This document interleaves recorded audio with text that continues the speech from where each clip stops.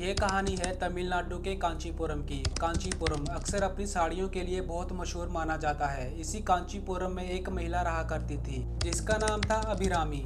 अभिरामी जब बड़ी हुई तो उसके माता पिता ने विजय नाम के एक शख्स से उसकी शादी करवा दी। विजय एक प्राइवेट बैंक में काम करता था और कुछ सालों बाद उनके घर में दो बच्चों का जन्म होता है, जिनमें एक लड़का और एक लड़की होती है। अभी तक उनके परिवार में सब कुछ सही चल रहा था। फिर साल आता है 2016। इस टाइम सोशल मीडिया का क्रेज बहुत बढ़ गया था। टिकटॉक और सोशल मीडिया प्लेटफॉर्म आ गए, जिस कारण अभिरामी इन सभी सोशल मीडिया प्लेटफॉर्मों का इस्तेमाल करने लगी। अभिरामी का एक और शौक था, उसे बिरयानी खाना बहुत पसंद था। इत्तेफाक से उसके घर के पास एक बिरयानी का रेस्टोरेंट भी था। बार बार उसी रेस्टोरेंट से बिरयानी लेने के कारण अभिरामी की दोस्ती उसी रेस्टोरेंट के ओनर से हो जाती है। धीरे धीरे इनकी दोस्ती प्यार में बदल गई और इनका मिलना जुलना स्टार्ट हो गया। अब ऐसी बातें बहुत देर तक छुपाई नहीं छुपती और फिर एक दिन विजय को इन सब के बारे में पता चल जाता है। बिरयानी रेस्टोरेंट का जो ओनर था, जिसका नाम मिनाती सुंदरम था, उसे पता था कि अभिरामी शादीशुदा है और उसके दो बच्चे हैं। इसके बाद भी वो उसे मिलने जाता था और फिर अभिरामी को अपने पति की रोक टोक बहुत चुभने लगी और फिर उसे अपने खुद के बच्चे भी बोझ लगने लगे। जब सारी चीज़ें अभिरामी के कंट्रोल से बाहर जाने लगी तो वो सुंदरम के साथ मिलकर प्लान बनाती है कि वो अपने दोनों बच्चों को ख़त्म कर देगी। पहले उसने प्लान ये भी बनाया था कि वो अपने बच्चों के साथ साथ अपने पति को भी ख़त्म कर देगी, पर फिर उसने सोचा कि वो अपने बच्चों की मौत को किसी न किसी तरीके से छुपा लेगी, पर अपने पति की मौत को नहीं छुपा पाएगी। इसी कारण उसने अपने पति को मारने का आइडिया ड्रॉप कर दिया। विजय, जिसको कई बार बैंक के काम के चलते उसको सारी रात बैंक में रहना पड़ता था और जिस वजह से वो सुबह अपने घर आता था।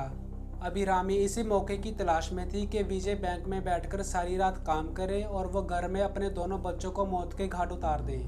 फिर आता है वो दिन जिसे अभिरामी को बहुत समय से इंतजार था।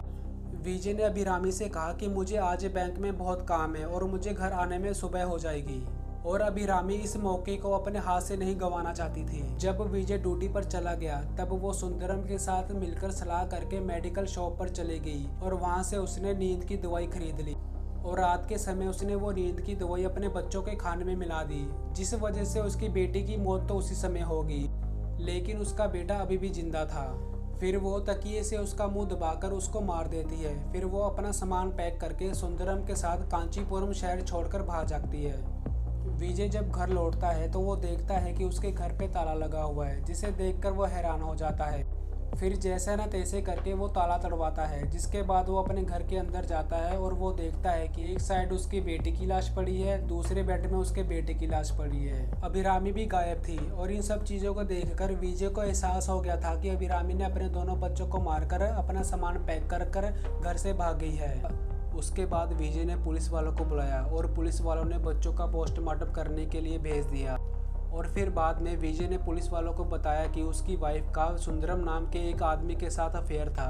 फिर पुलिस सुंदरम के ठिकाने पर जाती है, पर सुंदरम वहां से गायब था। इसके बाद पुलिस सुंदरम का फ़ोन ट्रेस करती है और फिर पता चलता है कि वो दोनों कांचीपुरम से कुछ ही दूरी पर है। इसके बाद पुलिस उन दोनों को गिरफ्तार कर लेती है। गिरफ्तार होने के बाद सुंदरम अपना जुर्म फौरन कबूल कर लेता है, पर अभिरामी पुलिस को गुमराह करने में लगी हुई थी।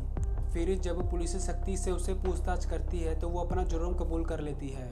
इसके बाद कोर्ट में चार्जशीट दाखिल की जाती है।